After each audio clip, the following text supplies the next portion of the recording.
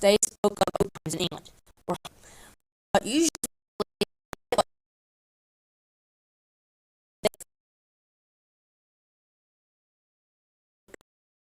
everyone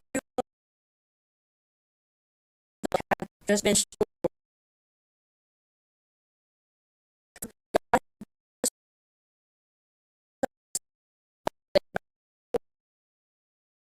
safe,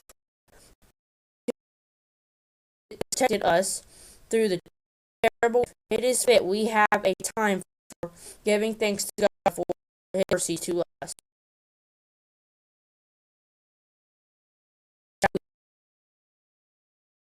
Having said the programs, yes, let us for our work and the time in gladness and thanksgiving. God has been very good to us.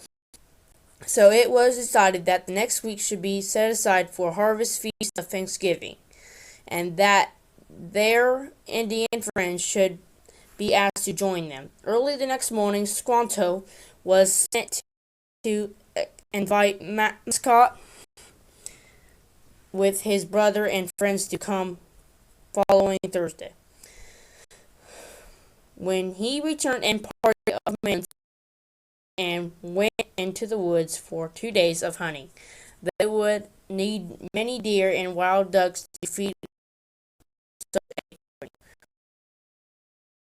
They heard the sound of the wild turkeys. They hurried on that direction, but the sound seemed as far away as ever. Squanto knew how to bring the turkeys near. He made a kind of whistle out of a reed. When he blew it, it sounded crazy, the cry of a young turkey.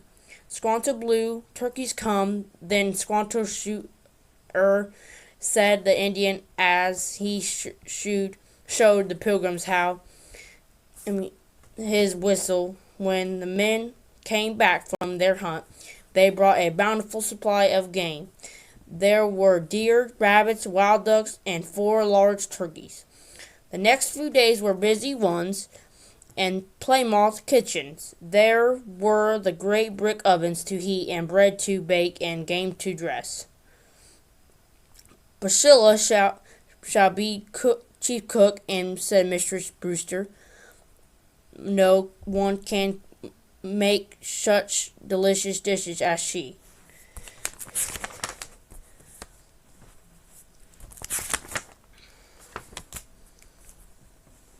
As soon as it was light on Wednesday morning, a roaring fire was built in the huge fireplace in Elder Brewster's kitchen. A great pile of red-hot coals were placed in the brick oven in the chimney. Then Mary Clifton and Priscilla tied their aprons around them, tucked up their sleeves, and put white caps over their hair. They had fairly flew as they measured and swift the floor, or rode and cut cookies and tarts. Over at the other table, remember Alterin, and Constance Hopkins washed and chopped dried fruits for pies and puddings out on the sunny doorstone. Love Brewster and Francis Billingston set cracking nuts and picking out the plum kernels for the cakes. Priscilla was making what a merry place the big kitchen was.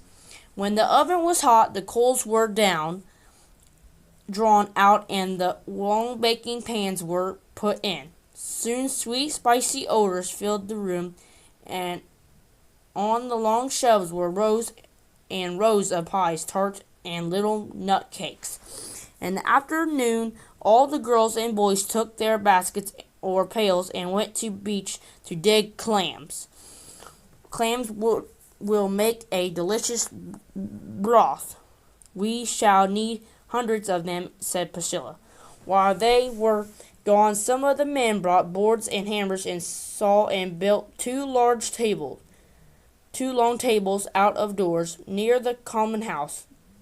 Here the men would eat and all table would be spared in the elder's house for the women and children. It was Thursday morning, and the pilgrims were up early to prepare for the guests they have invited to feast of the Thanksgiving. The air was mild and pleasant, and a soft purple haze lay upon the field and wood. We could not have had a more beautiful day for our feast, thought Miles Standish as he climbed the hill to fire the sunrise gun. Just then, wild yells and shouts told the Ashtray pilgrims that their guest had arrived.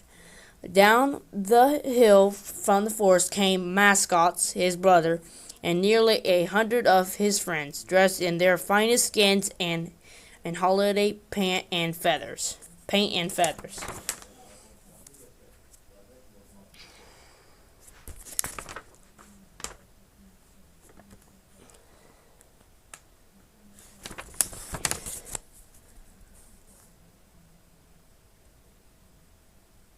It goes on, but I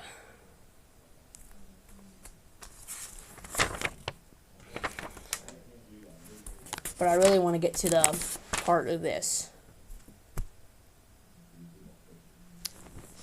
So the happy day ended, and the Indians returned to their wigwams. The Pilgrims never forgot their first Thanksgiving Day. Each year, when the harvests were gathered, they would set aside a day for thanking God for His good gifts for years.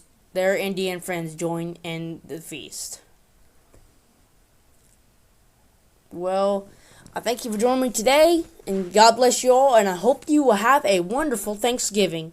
And I hope this year you would thank God for what you have, and that you would have a thankful heart and not a complaining one.